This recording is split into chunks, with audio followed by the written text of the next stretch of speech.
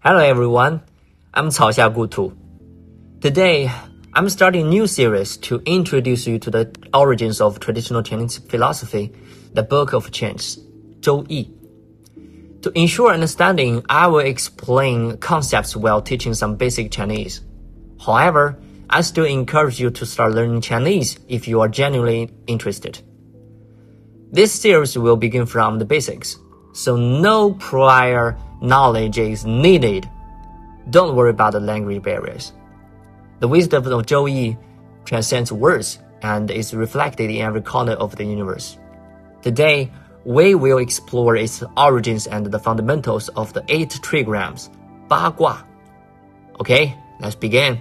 The first part is about origins of Zhou Yi.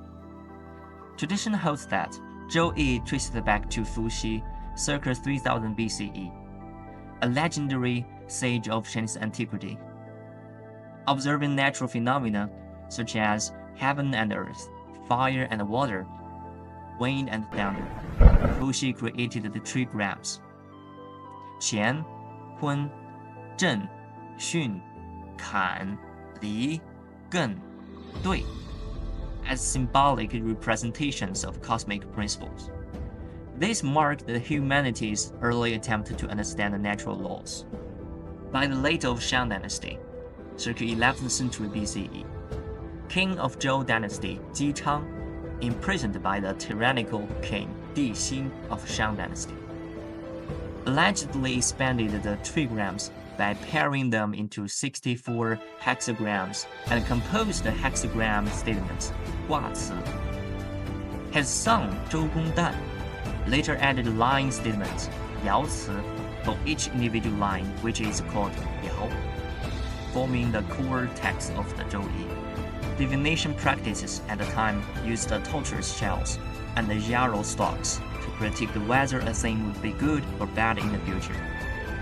During the spring and autumn period, 5th to 6th century BCE, Confucius and his disciples reinterpreted Zhou Yi philosophically, compiling the Shi Yi, commentaries like the Tuan, Xiang, and the Xi Ci, transforming it from a divination manual into a profound exploration of cosmic and human principles. Fuxi derived the trigrams from the concept of yin and yang.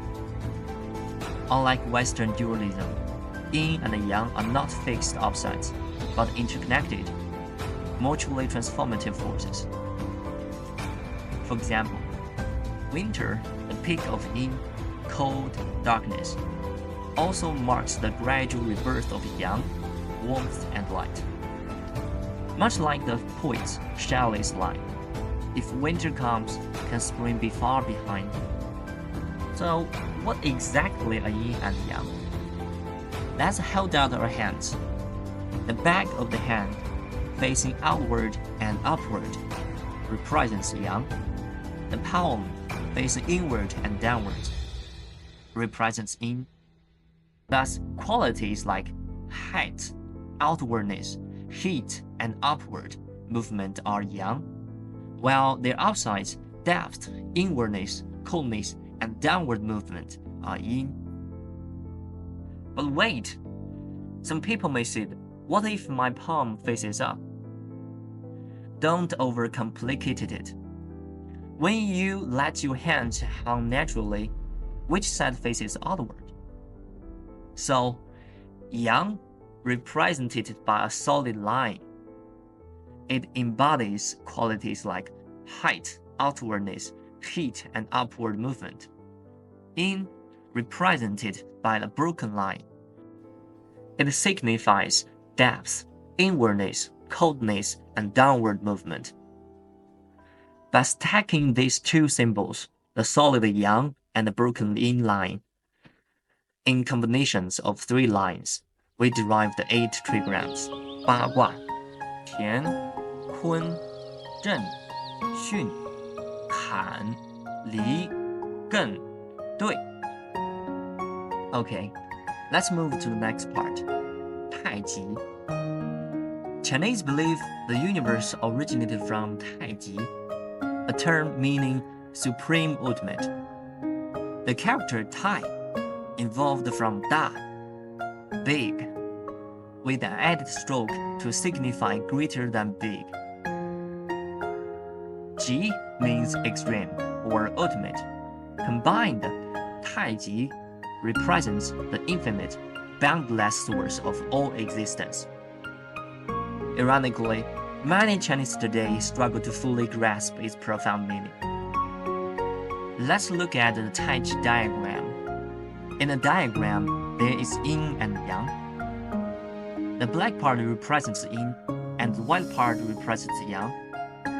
When the power of yin gradually grows from weakness to its peak, the power of yang begins to increase while yin weakens, and vice versa.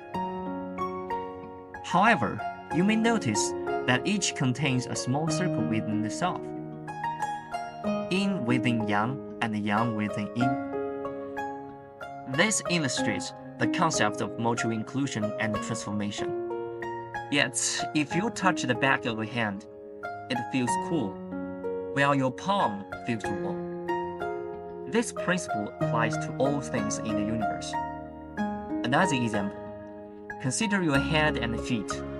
Which is yin and which is yang? Clearly, your head is yang because it's at the top, and the feet are at the bottom.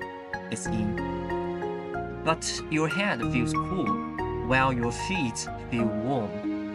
If yours are the opposite, you should probably see a doctor.